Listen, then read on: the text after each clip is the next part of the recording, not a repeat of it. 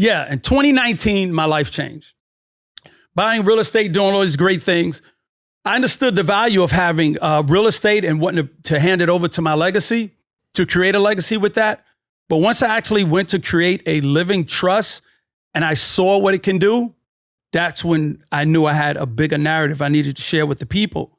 So my thing was, I looked at who created a living trust to hand it down through their legacy. And I said, it's Rockefeller.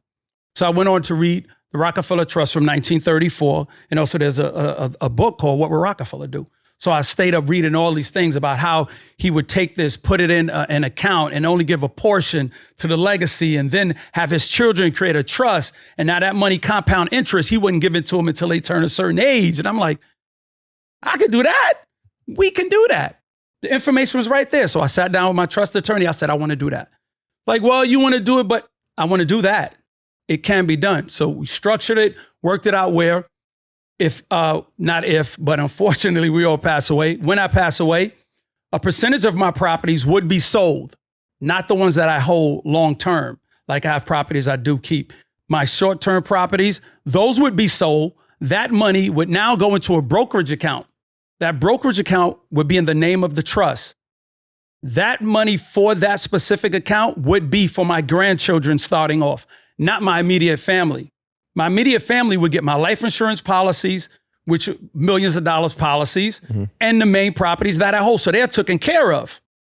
But we need to start thinking about the grandkids, the great grandkids, those generations. How do you start their growth? You start their growth by putting that money in a brokerage account, and they don't get that money until they turn 21 years old. So let's use the example of $1 million. I put $1 million in a brokerage account for my grandkids. They don't get that till they turn 21, gaining 6% interest. 6% interest, let's say that's 21. So that money turns into about $3.8 million for my grandkids. My grandkids, they wouldn't get it all. They would get half, about 1.6. So I'll leave 1.6 in there for my great grandchildren for 21 years. That now turns into about 3, 4, 5, 6. That turns into about $6.7 million for my great grandchildren. They don't get it all. They get half. So now that's about about 2.3 stays in for my great grandchildren. So they get about $8.1 million. You see how that happens? That's compound interest over 21 years. So we have to look at that number. But what makes the trigger and the explosion even bigger is the fact that what Rockefeller did is that was just his trust.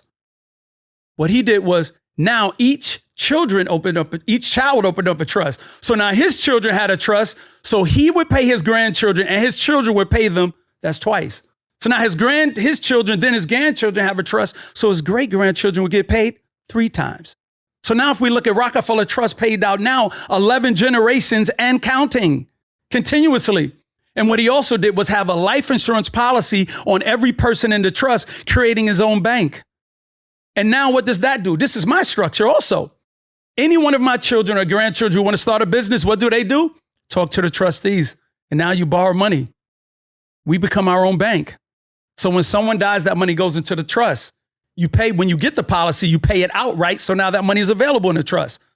So now also what I did was I retweaked my trust last year, and it was 21 that I wouldn't give them money. I changed it. I changed it where they get money at 18 and they can have a business started at 11. You know why? Because now with technology, kids are now figuring out new ways to start a business. So I want them to be able to present a business proposal to the trustees so they could borrow money. These are the things where we don't look at them. When people say, I don't have the money to do this, you know what I tell them? Yes, you do. The air you breathe is money. A life insurance policy. Soon as you die, you worth money. There are generations and there are groups of people. When people die, their objective is to make sure they have a policy on their grandmother, policy on their father to do exactly what we're talking about. But we look at it as taboo when it can't be taboo. It shouldn't be taboo. The main thing about it is you're thinking about the legacy. And when I tell people, when I speak to you, I'm not speaking to you. I'm speaking to your legacy. You're just a vessel for me to get the message to you so you can hear the message and see it and it reverberates in your brain. And as it's doing this, you literally are talking to your legacy while I'm speaking, going, I got you. Don't worry. Storm told me how to do it now. I'm going to give me a life insurance policy.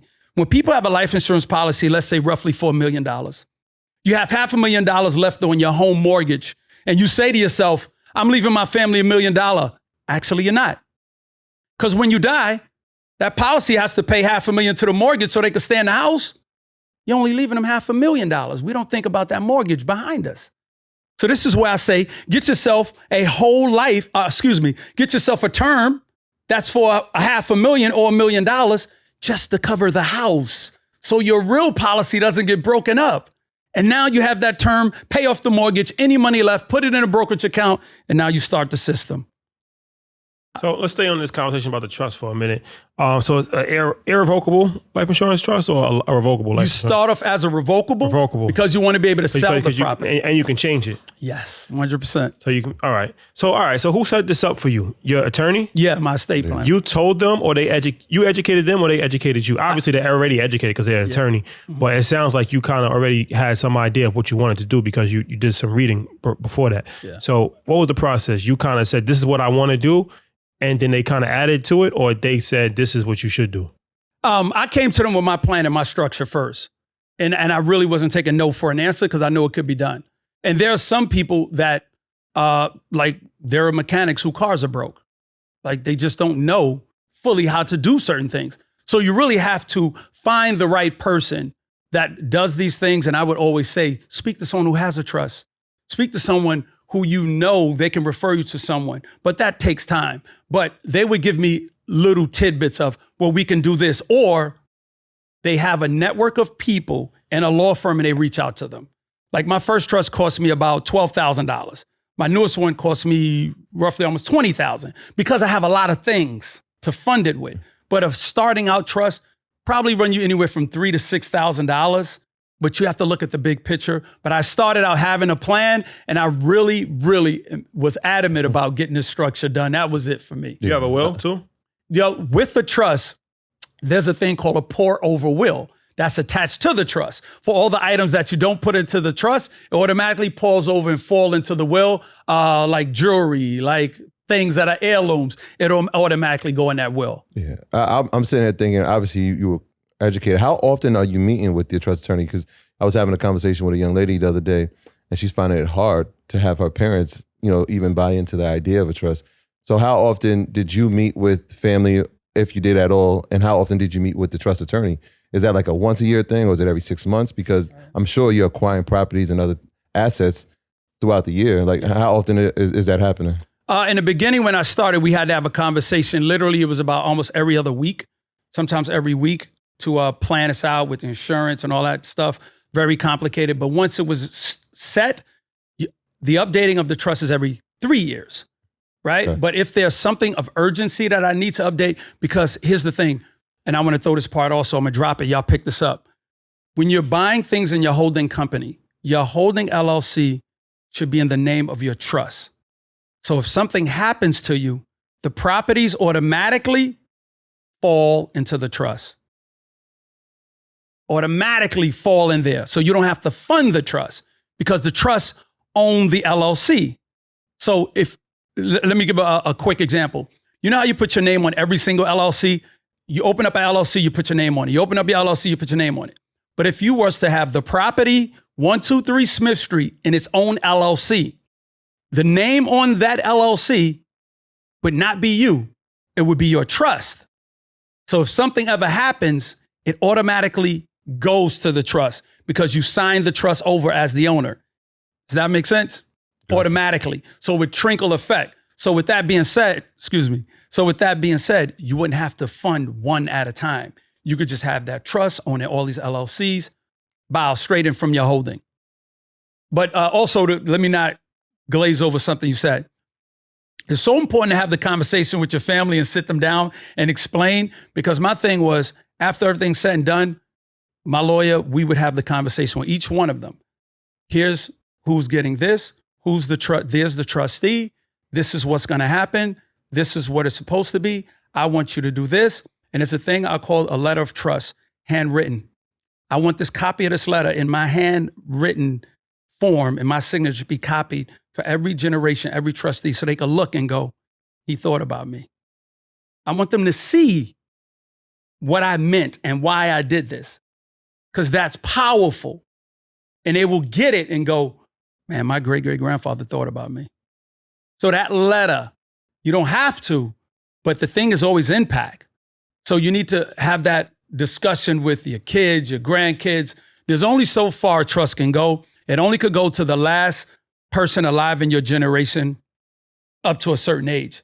So like if I have my grandchildren, my last one he would have to now take the trust format and restart it again and follow the same thing. Yeah. Trust can't live on in infamy. So you've created the generational wealth, and the other part was just the sustainable wealth. Yep. Like that's the key, right? Because it could get mixed up from generation to generation. Yeah. But what you're doing is pretty much putting up the barriers like, no, we're going to sustain this forever.